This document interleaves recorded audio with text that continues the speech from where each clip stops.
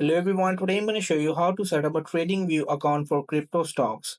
So make sure you will be just on your browser and you will just visit the tradingview.com official website, and here is the option you will see get started for free.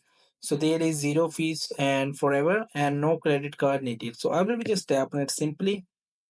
So when you just get in, and there are some options. If you are a non-professional, so you will just choose this one with the zero fees sign up. And if you are professional, so there are some premium packages, and here is the benefits you will see. But I will be just sign up for the zero, and let's see. So here are some options like Facebook, Twitter X, Yahoo, Apple, and Indeed.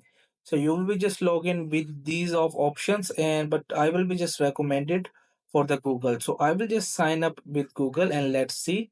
So finally my account was created on TradingView. So in this way you will just have to set up a TradingView account for crypto and stocks. So hope this video helped you. Please don't forget to like and subscribe and get notified for more videos.